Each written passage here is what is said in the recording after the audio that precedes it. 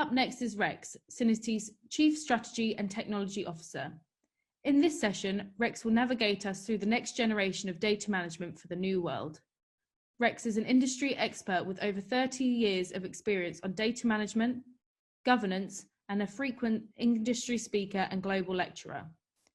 Outside of work, Rex is an avid skier, biker, runner, and yoga junkie. He is also an active volunteer and fundraiser for causes including researching cancer, cystic fibrosis, and other causes. To you, Rex. Hello, and good morning, good afternoon. My name is Rex Ahlstrom, and I'm the Chief Strategy and Technology Officer here at Syniti. And in my session in our virtual summit today, we're going to be talking about knowledge-driven data management and what the future holds for how you can get higher return on investment and better business outcomes through the intelligent use of data. Let's start off with a couple market drivers that are definitely impacting how companies like Syniti are going to market and how we evolve our solutions, but also how our customers are evolving. Organizations, as you would probably see as no surprise, use multiple clouds in their data estate. It used to be that most applications were on-prem, then there was a big move to cloud. Now it's hybrid cloud, whether that's through large providers like Amazon and Google and Azure, or whether it is through their own use of private cloud. The complexity of that cloud environment is increasing.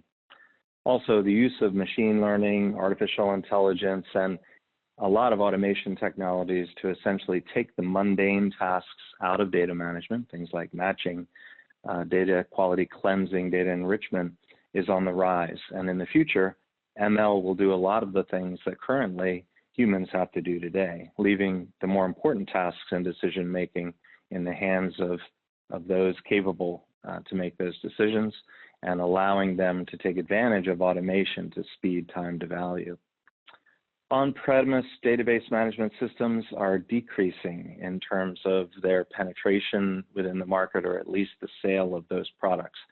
Most database management system revenue growth is in the cloud. It's still a smaller percentage when compared to on-prem, but it's clear that the move to cloud-based data management systems is on the rise.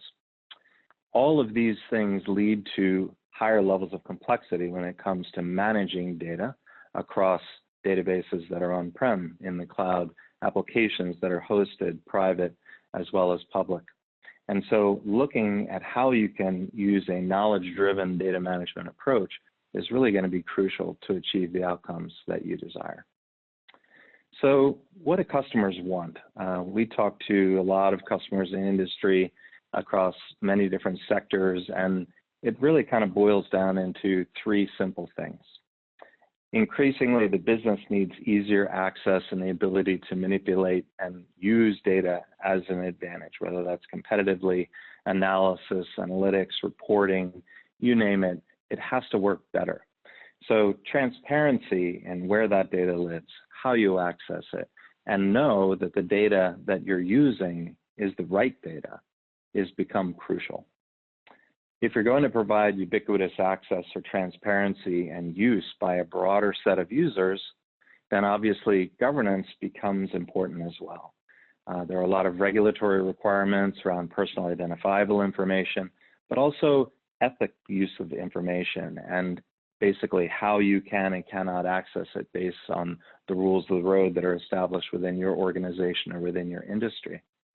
So governance can no longer be something that slows the business down, but seen as something that's an accelerant to business agility and allows companies and individuals within those companies to move more fluidly with the use of data and not be held back by governance as a negative thing, but as a positive thing to provide access.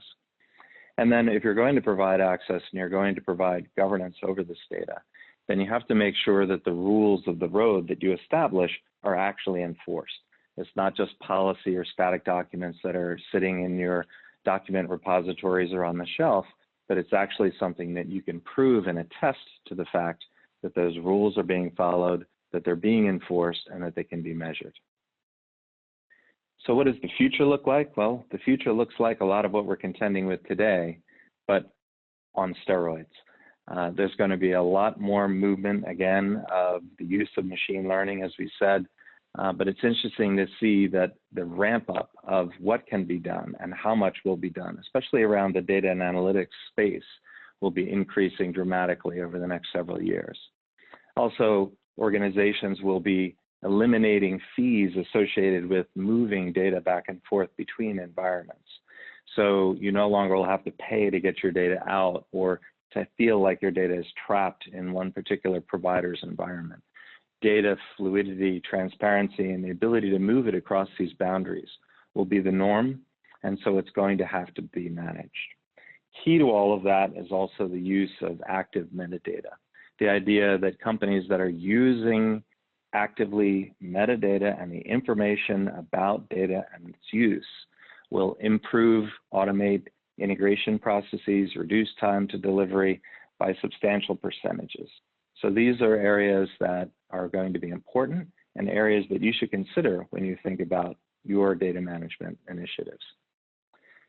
At Syniti, we often talk about something we call the data journey. And it's this idea that there are many projects that we will encounter as a company. We may be consolidating our landscape. We may be migrating to a new cloud application. We may be implementing a data lake for new business intelligence or analytics use cases. There are a lot of ways and reasons why we need to access data and how we use that data. But sometimes what gets lost is that when we go into one of these projects, we miss a key opportunity to retain the knowledge that we capture in that data event. So if we go in, let's say, to perform a data migration, it is a unique period in time where you're going to bring together a lot of your business users, a lot of your technical users, and essentially all of your data contributors to say, how is this data used? What are the rules around this data? Are there particular policies that must be followed in the use of this data? Are there audit requirements? And oftentimes it's looked at as a silo. We consider this information at the time of the project, but then at the end of the project, we lose retention of all that valuable information. So in our view, a data journey is one where you capture knowledge at each unique entry point and make sure that that knowledge then is additive and an accelerant to the next data engagement. So you can reuse rules or policies or information about systems from a migration to drive ongoing data quality, to accelerate your metadata management initiatives, or to make sure that you're sourcing the right data into your data lake for your analytical applications. So the data journey needs to be thought of as a continuum, not as a project, but as something that you will continue to get value over time. So we're all faced with COVID-19, as evidenced by myself sitting here at my house doing this virtual summit, and you most likely sitting at home watching this virtual summit. And it's really had a big impact on our customers. We've talked to a lot of our customers that say that projects have been slowed down, maybe large digital transformation efforts have been postponed. They're standing down on services efforts. There are a myriad of reasons why, helping to reduce cost, focusing on the core processes of the business where resources are the most critical, et cetera. So what we like to think of is that there's still an opportunity to prepare for success. When projects come back online, when things speed back up, you need to be prepared with your data. And there are ways that you can begin, even without, let's say in a migration, having a target environment available or having an SI on board to do your system design. You can still work on collecting, understanding data, categorizing that information, profiling it, cleansing it, much like a washing machine is used to cleanse your clothes. You decide what clothes you need cleaned, the washing machine takes care of the rest. And so in an automated environment, we can take data, we can understand data, we can cleanse data, and we can prepare and even transform data for that eventual move to cloud, sourcing to your data lake, your master data management initiative, or again, whatever the phase is along the data journey that you're going to move to. So don't lose the opportunity to make progress, even if progress is slowed, by focusing on your stakeholders, to focus on collaboration around data and across all of your systems at the enterprise level. So let's talk about some top of mind topics that are very important right now for most companies, that Syniti included. How do we improve liquidity and operating margins at a time when we may see a slowdown in our business? How can we produce reliable response metrics or KPIs for tracking things like COVID-19 and the impact of that terrible pandemic? How can we assure our supply chain is resilient and that if we can't source materials from one vendor, we can go to another, or if we perceive there could be disruptions in transportation or distribution? So these are things that are very real and are upon us today because of the COVID-19 pandemic. How can we help with data?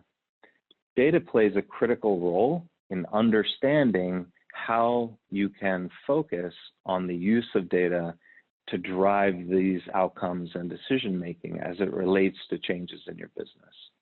And always there are key data elements that support each of these outcome-driven initiatives.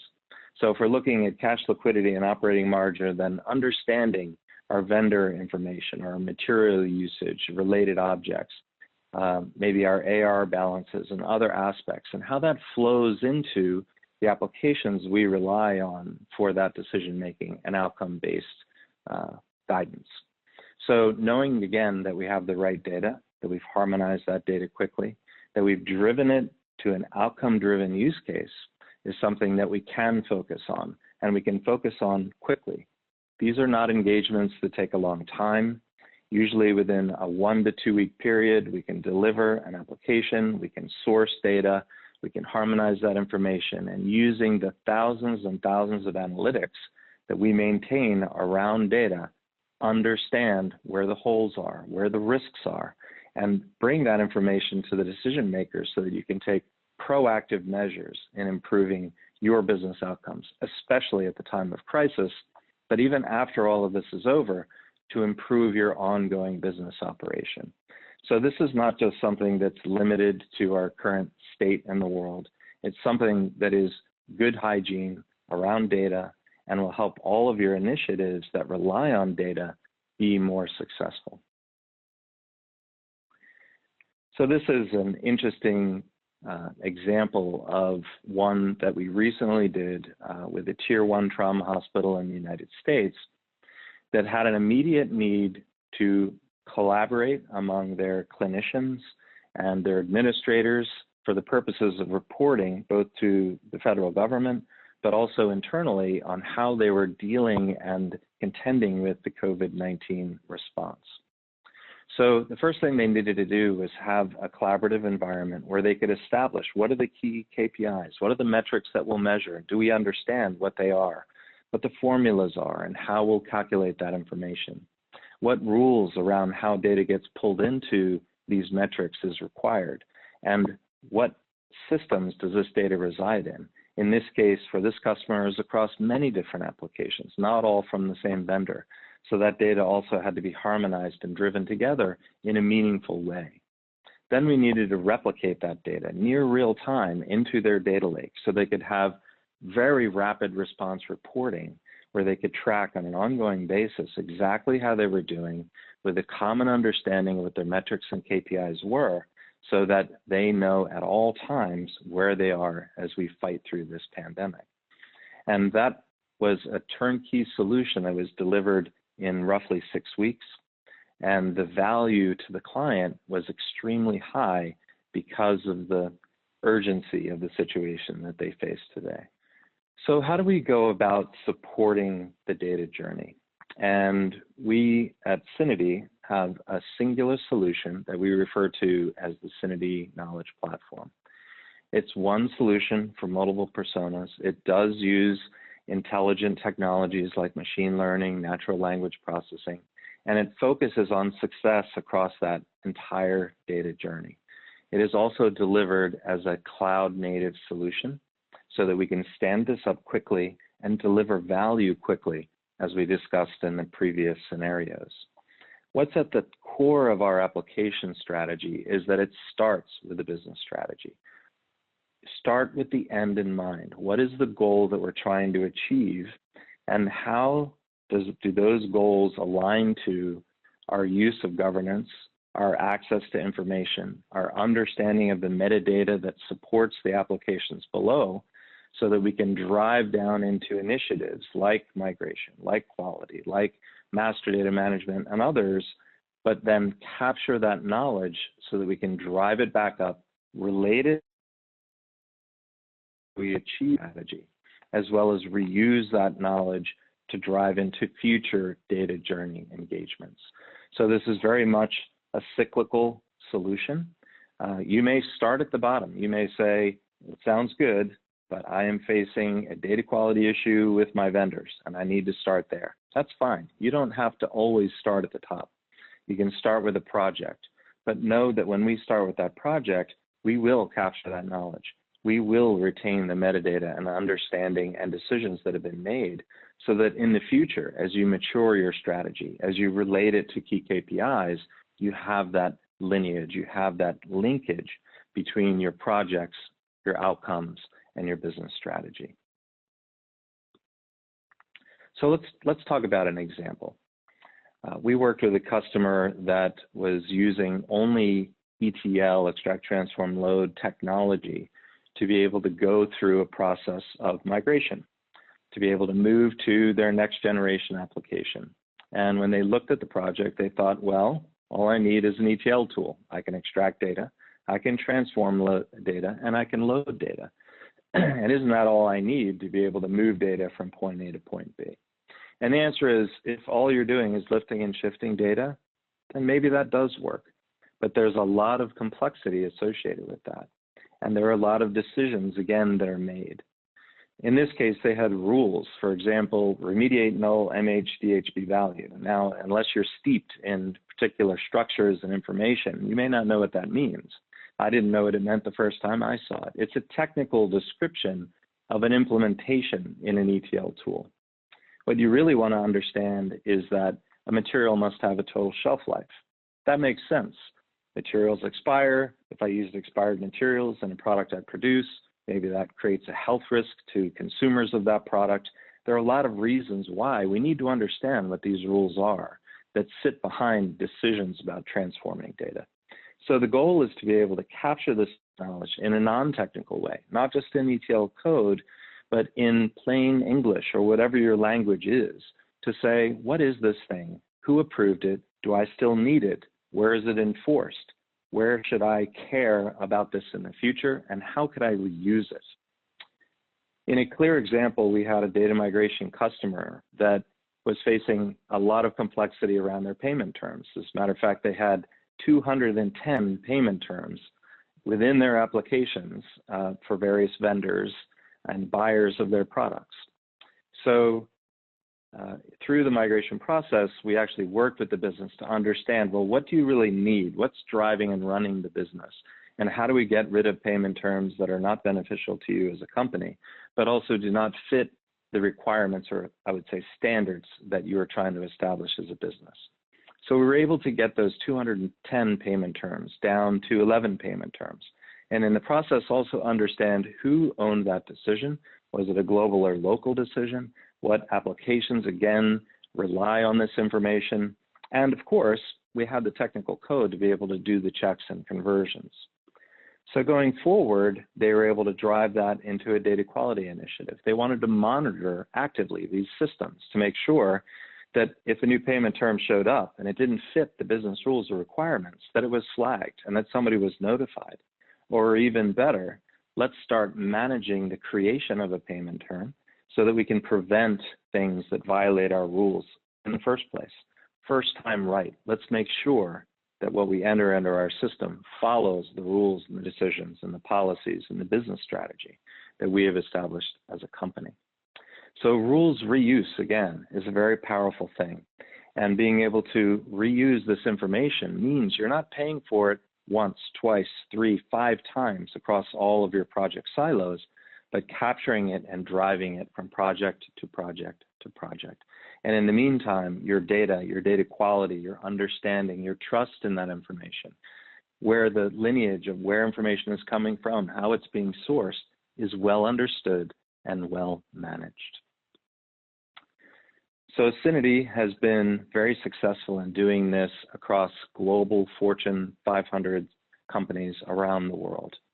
We've had over 3,500 successful go-lives with these applications across 10 different industries, across over 160 different systems, and we've been at it a long time. We like to say that we focus on one thing, and that's data, but it's also outcomes related to how data is used. And so we work very closely through our consultancy, through the implementation of our software to understand what does our customer want to achieve, what is their business strategy, how do we achieve a return on investment faster, and use automation and the smarts that we've accumulated over our long history to ensure both customer satisfaction are at very high levels, but also that the customer achieves their goals and continues to manage data as the asset that it is. Thank you for joining me today. I appreciate the time, and I look forward to engaging with you in person rather than virtual, hopefully in the near future. Take care.